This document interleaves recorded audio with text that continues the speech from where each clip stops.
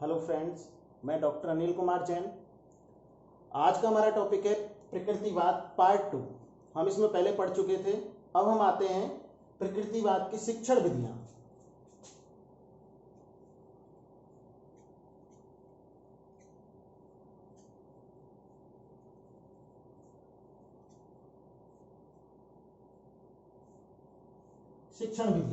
शिक्षण विधियों से पहले हम बता दें कि इन्होंने खेल द्वारा सीखना,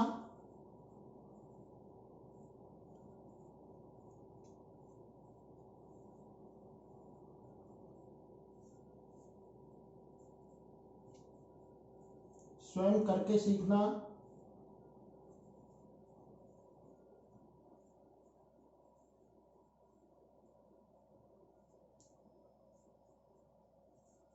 भ्रमण द्वारा सीखना,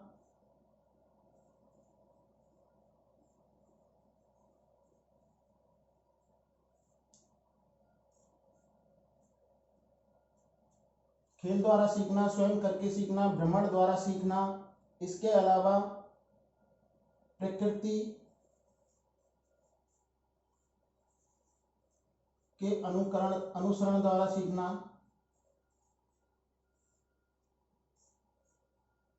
इसके बाद निरीक्षण द्वारा सीखना।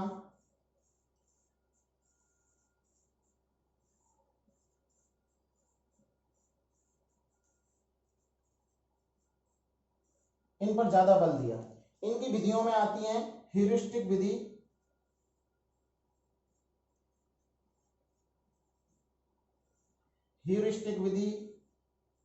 खेल विधि,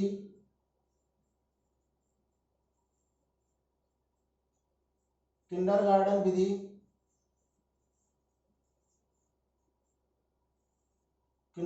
विधि, मॉन्टेसरी विधि,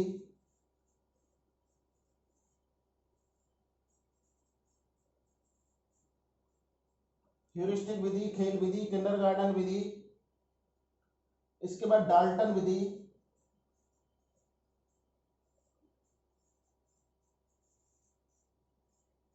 प्रकृतिवादियों ने इन विधियों को माना। इसमें ह्यूरिस्टिक विधि आर्मस्ट्रांग की है,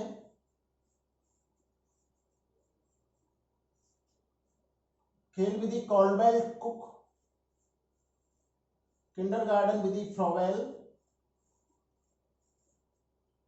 मॉन्टेसरी मारिया मॉन्टेसरी, इन्हीं के नाम से है। डाल्टन विधि डाल्टन महोदय। इन विधियों पर ज्यादा इन्होंने बल दिया। ह्यूरिस्टिक, खेल, किंडरगार्टन, मॉन्टेसरी और डाल्टन विधि, ये प्रकृतिवादी शिक्षा के अनुसार इनकी विधियां हैं। इसके बाद आते हैं हम प्रकृतिवादियों के अनुसार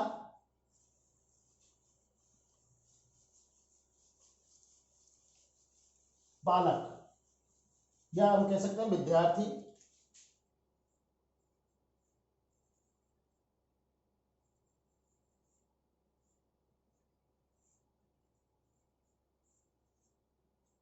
इन्होंने बालक को ज्यादा सर्वोपरि माना और इन्होंने बाल केंद्रित शिक्षा पर बल दिया।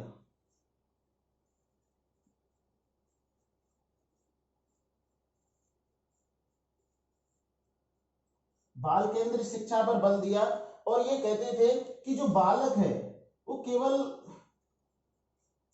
पुस्तकीय ज्ञान के लिए जन्म नहीं लेता, उसको प्रकृति में रह करके ही बहुत कुछ सीखना होता है, या प्रकृति का अनुसरण करके बहुत कुछ सीखना होता है। केवल उसका मतलब यही नहीं केवल किताबी ज्ञान लेना। अगर वो प्रकृति में रहेगा, प्रकृति के संपर्क में रहेगा तो बहुत सब कुछ सीख सकता है और उसका क्या हो जाएगा, सर्वांगीण विकास। ये सर्वांगीण विकास पर बल देते थे। केवल पुस्तकीय ज्ञान ही सर्वोपरि नहीं है, ये बच्चे के सर्वांगीण विकास में बल देते थे। इसलिए ये बच्चे को प्रकृति में ही रहने या प्रकृति का अनुसरण करने पर ही बल देते थे। इसके बाद आते हैं प्रकृतिवादियों के अनुसार विद्यालय।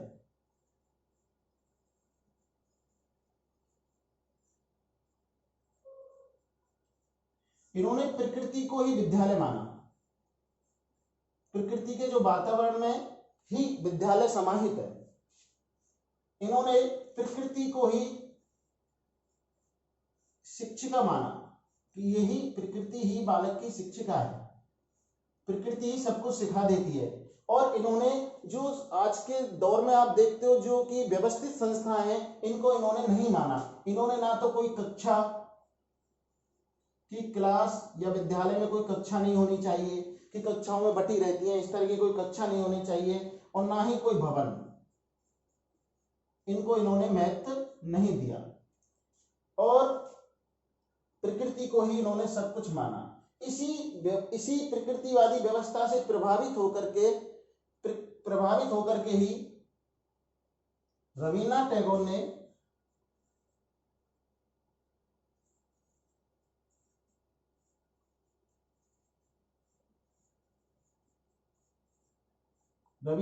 जी ने शांति निकेतन की स्थापना की।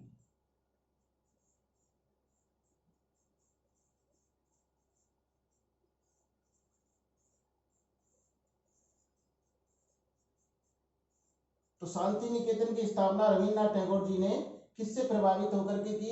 प्रकृतिवादी शिक्षक से प्रभावित होकर के ही इन्होंने शांति निकेतन की स्थापना की। और जो प्राचीन भारत में जो गुरुकुल होते थे वो भी एक तरह से प्रकृतिवादी व्यवस्था पर ही आधारित थे। ये प्रकृतिवादी व्यवस्था पर ही आधारित थे। तो विद्यालय को हम कह सकते हैं कि प्रकृति को ही विद्यालय मानते थे। ये कोई व्यवस्थित संस्था या कोई कक्षा भवन इसको ज्यादा महत्व नहीं देते थे। ये केवल प्रकृति को ही विद्यालय मानते थे और प्रकृति में रहकर के ही स्वतंत्र रूप से बच्चे का विकास हो सकता है। ये प्रकृतिवादियों के अनुसार विद्यालय था। इसके बाद आते हैं हम प्रकृतिवादियों के अनुसार अनुशासन।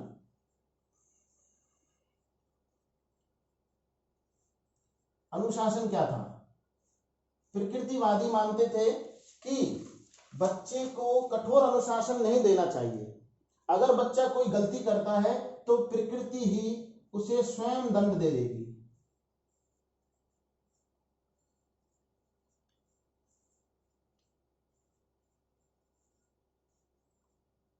प्रकृति ही बालक को स्वयं क्या दे देगी?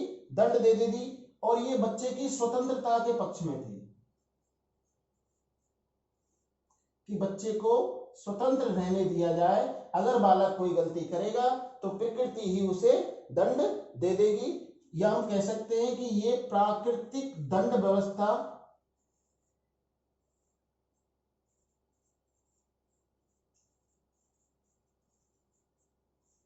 को मानते थे। और ये प्राकृतिक दंड व्यवस्था रूसों ने दी थी। ध्यान रखना, ये रूसों की है प्राकृतिक दंड व्यवस्था। इसका मतलब यही था कि अगर बच्चा कोई गलती करेगा तो प्रकृति ही उसे स्वयं दंड दे देगी। आगे आते हैं प्रकृतिवादियों के अनुसार शिक्षक। ये मैं आपको बता चुका हूं कि प्रकृतिवादियों के अनुसार शिक्षक कौन है? केवल प्रकृति है। प्रकृति ही बालक की शिक्षिका है या शिक्षक है। और इन्होंने ये भी बताया, इनका एक कथन है रॉस का, रॉस महोदय ने ये कहा कि यदि शिक्षक का कोई स्थान है, यदि शिक्षक का कोई स्थान है, यदि शिक्षक का कोई स्थान है तो पर्दे के पीछे